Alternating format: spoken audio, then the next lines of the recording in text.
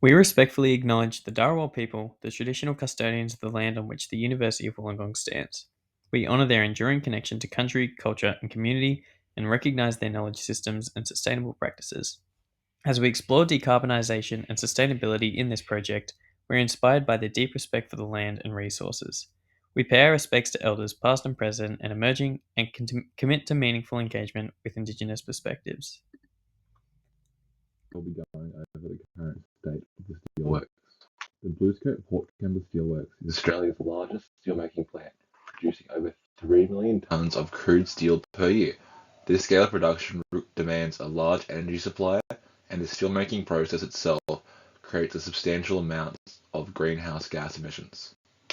So one way to calculate how much energy the steelworks use is by considering the electricity use. So in public statements, BlueScope has stated they use about 0.85 to 1.3 terawatt hours per year. Doing some calculations, knowing that 1 watt hour equals 3,600 joules and a tera equals 10 to the 12, we can do some calculations and find out that they use roughly 3.1 to 4.7 petajoules per year on electricity. So considering that the Australian annual energy consumption between 2022 and 2023 was 5,882.2 petajoules, we can do some calculations and find that this equates to roughly 0.05 to 0.07% of Australia's total energy use of that year for one steelmaking side. You to consider how much energy BlueScope uses is by considering that they produce 3.1 million tonnes of crude steel. So per tonne of crude steel equates to about 20-25 gigajoules of energy. A giga is 10 to the 9. Doing some calculations, this equates to roughly 62 to 77.5 petajoules per year. For calculations before, we can find that BlueScope's yearly energy consumption equates to about 1.05 to 1.3% of the total Australia's energy usage. This puts into perspective as BlueScope is one singular steelmaking site, using up this much energy is pretty intense. Types of energy are used on the plant and what for? Coal and coke are used to reduce iron ore in the blast furnace. Electricity is used to power machinery and the processing lines, which is sourced from the New South Wales electricity grid, which currently is run predominantly on fossil fuel-based energy, and as well as natural gas, which is used for the reheat furnaces. The most energy-intensive part of the iron and steelmaking process is the blast furnace, which uses 45 to 60% of the total energy needed in the steelmaking and iron-making process. The blast furnace uses energy to heat up iron ore, coke, and fluxes to then reduce the iron ore and extract liquid pure iron. This process requires large amounts of energy as these components need to be heated up to 1,650 degrees Celsius.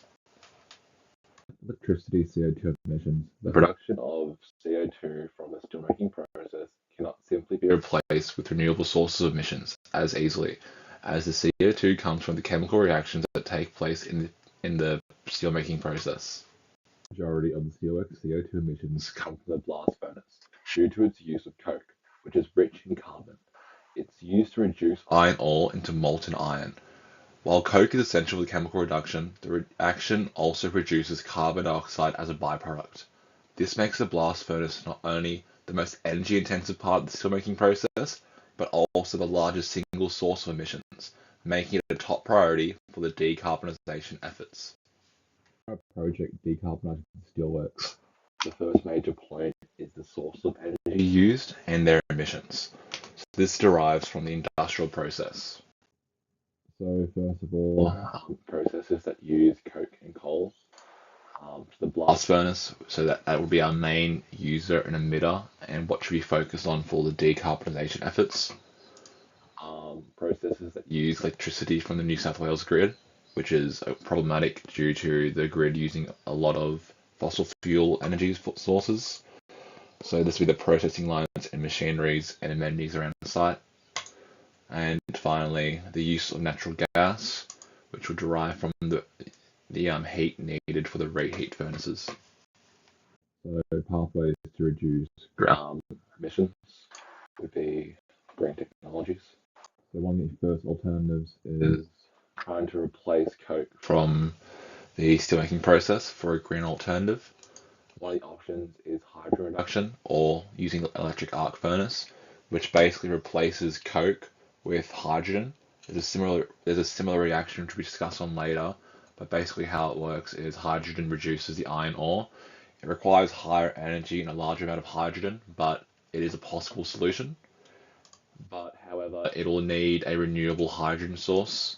So that'll be done in the form of electrolysis, which was basically deriving hydrogen from water, which is not economically possible just yet.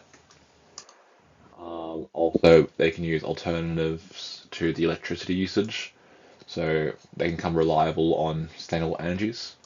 So they'll need support for this electricity, so better energy storage, as well as needing a zero emission electricity source. This can be done with wind and solar, which then ties back to energy storage, as you need both kind of hand in hand to make it fully functional and economical. And next, to determine the feasibility of the green technologies, you will need infrastructure and system integration. So to fully replace coke from the iron making process, you're going to need the supporting infrastructure. So like, for example, the hydrogen production systems and as well as hydrogen storage, um, as well as to replace the fossil fuel based energy, you will need higher renewable energy infrastructure. So more like solar panels, more wind farms, as well as to adapt to the infrastructure to support this new technology. You'll have to retrofit the present steel infrastructure or build new um, steel making infrastructure such as electric arc furnaces. To help guide us with an ethical and sustainable approach for decarbonisation, we can refer to the Aboriginal perspective on respect for energy. Firstly, we have to consider that energy impacts all aspects of country as countries intertwined. So there's an interconnection of life and country as life is country. As well as energy is seen as a living force and a part of country. Therefore, energy is seen as sacred. As well as to guide us the energy transition by showing respect, by protecting land, involving communities, and making just decisions. So we have to show respect through our actions in determining how to best decarbonise the steelworks. Here's the whole concept map all laid out. Qualitative overview of the key scientific principles. Transition to hydrogen-based iron making. Hydrogen-based iron making is a promising method to decarbonise the Wollongong steelworks. Traditional steel production relies on blast furnaces using coke as a reducing agent and heat source, producing significant carbon dioxide emissions. Hydrogen-based iron making replaces coke with hydrogen, breaking iron into pure iron while emitting only water vapour and limiting direct carbon emissions. This process is thermodynamically favorable at temperatures above 570 degrees, where sufficient energy overcomes activation barriers. Hydrogen can be produced via water electrolysis, powered by renewable energy sources like wind and solar, known as green hydrogen. When combined with renewable electricity, the process offers near zero direct emissions, aligning with global climate goals and Australia's emission reduction commitments. However, challenges include high hydrogen production costs, the need for larger electrolyzers, and infrastructure requirements. Overcoming these barriers is critical for successful implementation.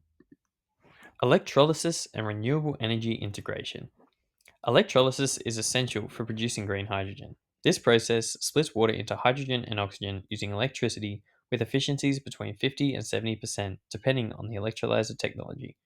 Alkaline electrolysis is one type which uses a liquid electrolyte and is cost effective but operates at lower current densities. Proton exchange membrane electrolysis, on the other hand, uses a solid polymer electrolyte, offering higher efficiency and faster operation but at a higher cost. For Wollongong Steelworks, renewable energy must drive electrolysis to achieve decarbonisation. Though current, thro- though current electrolyzer systems are costly and dependent on renewables, ongoing improvements in efficiency and declining costs are increasing feasibility. Fluidized bed reactors. Fluidized bed reactors are a more efficient alternative to traditional blast furnaces for reducing iron ore. Fine ore particles are suspended in an upward flow of hydrogen rich gas, creating a fluid like state that enhances heat and mass transfer. This ensures uniform conditions for the reduction reaction, improving efficiency and control. Operating at 700 to 900 degrees Celsius, fluidized bed reactors consume less energy and have shorter reaction times compared to blast furnaces. This results in lower emissions and operation costs. The uniform gas distribution makes the process consistent and predictable, further improving efficiency. Thermodynamic and kinetic considerations.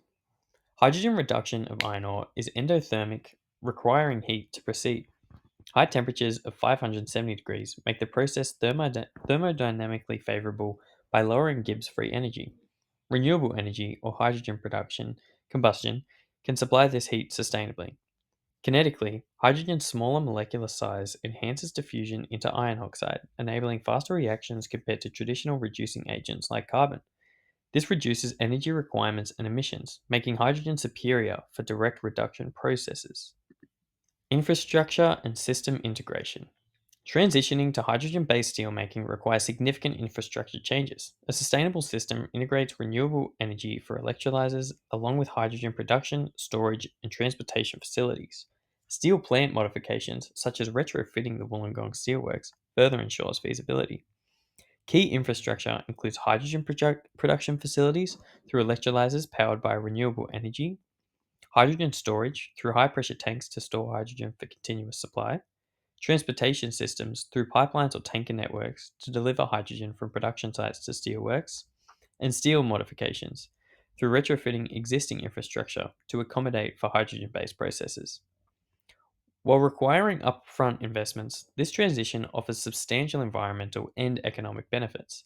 Integrating hydrogen based systems reduces fossil fuel reliance, lowers emissions, and aligns with climate targets. Retrofitting existing facilities improves current infrastructure, reducing costs and enhancing feasibility. Now go over the quantitative calculations for the project. How much CO2 can be reduced by using electric arc furnace technology? So assuming BlueScope swaps primarily to electric arc furnace completely, so assuming there's no more CO2 produced from the iron making process, so knowing that BlueScope produces 3.1 million tons of crude steel, and according to the IEA, for every ton of crude steel, 1.8 to 2.1 tons of CO2 is produced. Doing some calculations, we can then find that this equates to roughly 5.6 to 6.5 million tons of CO2 per year reduced. This does come with the caveat of believing that the electric arc furnace process doesn't have any CO2 emissions at all. That's a pretty heavy assumption, but yeah. Today, how much CO2 can be reduced by swapping from the New South Wales energy grid to just purely renewable energy. So currently, BlueScope uses about 0.85 to 1.3 terawatt hours per year. So the New South Wales grid emissions, according to the New South Wales Environment Protection Authority, currently sits at around 0.64 tons of CO2 per megawatt hour. Doing some conversion here, tera to mega equals 10 to the 6. We can then do some calculations and find that roughly 500,000 to 800,000 tons of CO2 can be reduced, but if BlueScope completely swaps to renewable energy for their electricity supply. So now we will talk about the advantage, disadvantage, and consideration. We need a large and stable supply of renewable electricity to decarbonize the steelwork, especially if we move from the coast to the wind steel. In the Illawarra region, several options have been proposed. First, we have a wind and solar farm, both onshore and offshore.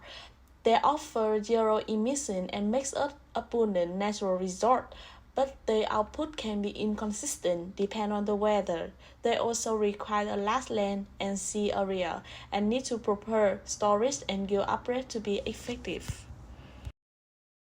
Again, green hydrogen made through electrolysis using renewable energy can be stored and used for the high temperature process like steelmaking. However, it demands a large amount of electricity, is still expensive, and requires careful water and site management.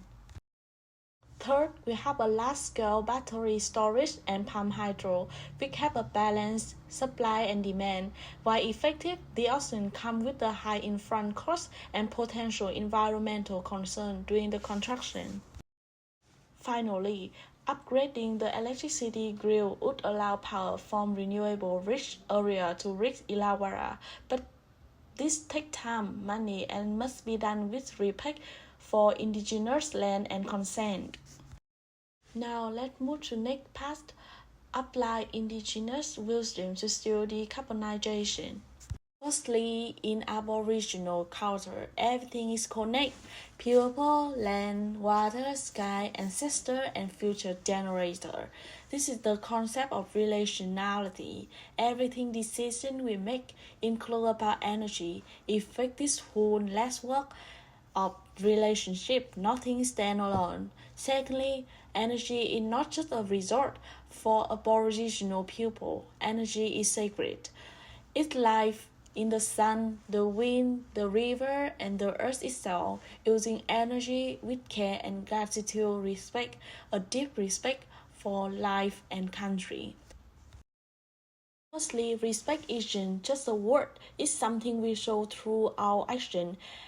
Decarbonizing the steelworks must include reducing harm to the country and the climate, protecting cultural and ecological values, involve Aboriginal community and decision making.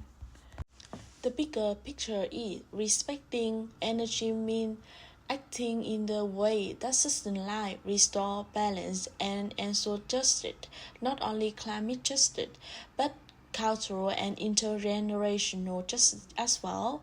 That's how we create justly sustainable and inclusive transition. And here is our group working. Thank you for listening.